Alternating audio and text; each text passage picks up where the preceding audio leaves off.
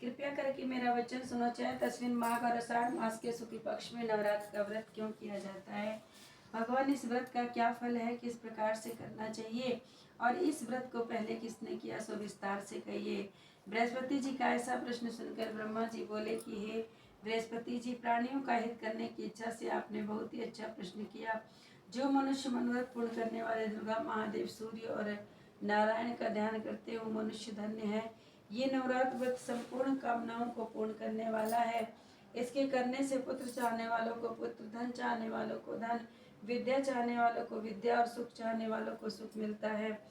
इस व्रत को करने से रोगी मनुष्य का रोग दूर हो जाता है और कारागार में पड़ा हुआ मनुष्य बंधन से छूट जाता है। मनुष्य की तमाम विपत्तियां दूर हो जाती हैं और उसके घर में सुख संपत्तियां अगर उपस्थित होती हैं। वाद्य और काग वाद्य को इस व्रत के करने से पुत्र होता है। समस्त पापों को दूर करने वाले इस व्रत के करने से सब कोई मनोरथ नहीं जो सिद्ध नहीं हो सकता है। हे बृहस्पति, जिसने इस महाव्रत को किया उसका इतिहास सुनाता हूँ, सुनो। पीठत नाम के मनोहर नगर में एक अनाथ नाम का ब्राह्मण रहता था, जिसकी सुनीति नाम की एक सुंदर कन्या थी। कन्या सुनीति अपने पिता के घर में बालकपन से अपनी सहेलियों के साथ क्रीड़ा करती हुई इस प्रकार बढ़ने लगी जैसे शुक्ल पक्ष में चंद्रमा की कला बढ़ती है। पिता प्रतिदिन दुर्गा जी की पूजा और होम किया करते थे। इस समय नियम से वो भी वहाँ पर उपस्थित रहती। एक दिन वह सुनीति अपने सखियों के साथ खेलने में लग गई और पूजन में उपस्थित नहीं। उसके पिता को पुत्री की ऐसी असावधानी देखकर क्रोध और बोला कि रे दुष्ट पुत्री, आज प्रभात तूने भगवती का पूजन नहीं किया, इसी कारण किसी कोढ़ी या दरिद्र मनुष्य के साथ तेरा विवाह कर दूंगा। कुपित पिता के वचन को सुनकर कन्या ने कहा कि हे पिताजी, मैं आपकी कन्या हूँ, सब तरह से आपके अधीन हूँ, जैसी आपकी इच्छा हो आप मेरा विवाह कर सकते हैं, पर मेरा इस पर पूर्ण विश्वास है कि होता वही है जो भाग्य में लिखा है। मनुष्य न जाने कितने मनोरथों का चिंतन करता है, पर उसे जो भाग्य में होता है वही मिलता है। अपनी कन्या के ऐसी निर्भयता पूर्वक वचन को सुनकर उस ब्राह्मण को और अधिक क्रोध आया। तब उसने अपनी कन्या का विवाह एक कोढ़ी व्यक्ति के साथ कर दिया।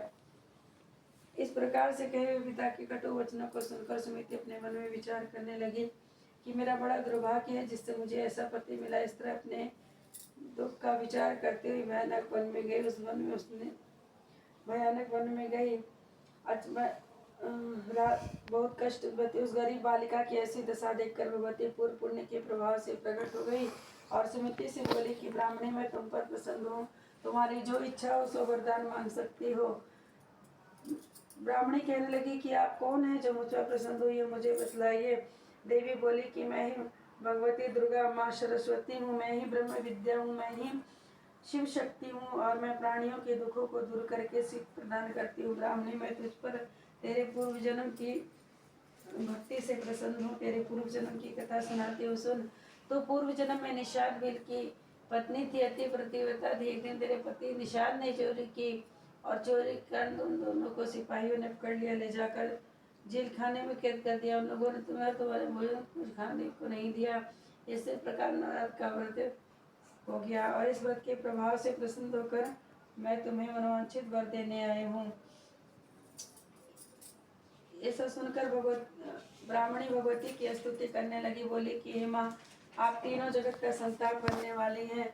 अगर आप मुझ पर प्रसन्न हैं तो कृपया करके मेरे पति की कोढ़ को दूर कर दीजिए। देवी कहने लगी कि उन दिनों में तुमने जो व्रत किया उस व्रत के प्रभाव से एक दिन का पुण्य अपने पति को कोढ़ को दूर करने के लिए अर्पण करो।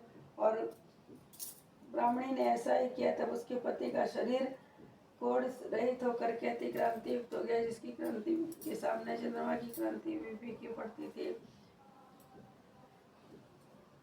जिसकी क्रांति के सामने चंद्रमा की क्रांति, वह ब्राह्मणी पति की मनोहर देव को देखकर देवी की स्तुति करने लगी और कहने लगी कि हे माँ दुर्गे, आप दुर्गति को दूर करने वाले, दिन जगत का संताप करने वाली,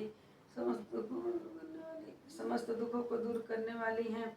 आप ही सारे जगत की माता और पिता हैं। मैं मुझे अपराध रहित अबला को मेरे पिता ने घर से निकाल दिया। आपने ही मेरा आपत्ति रूपी समुद्र से उद्धार किया है। माता, मैं आपको बारंबार प्रणाम करती हूँ।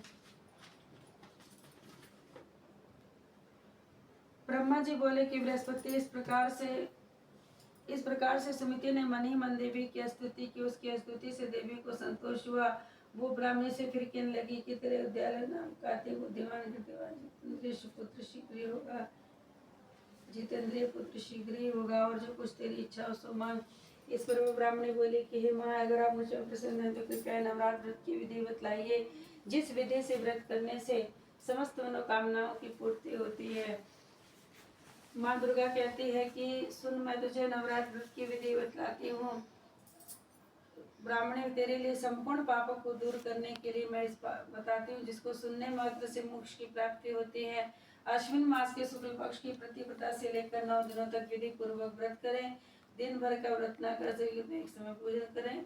कलश स्थापना करके उसको प्रतिदिन जल से सींचे। माँ काली, माँ लक्ष्मी, माँ सरस्वती की नित्य विधि सहित पूजा करें और विधि पूर्वक अर्घ दे। खांड घी, गेहूं, जौ, कदम, इनसे होम करे। लक्ष्मी से होम कर, खीर से होम करने से लक्ष्मी की प्राप्ति।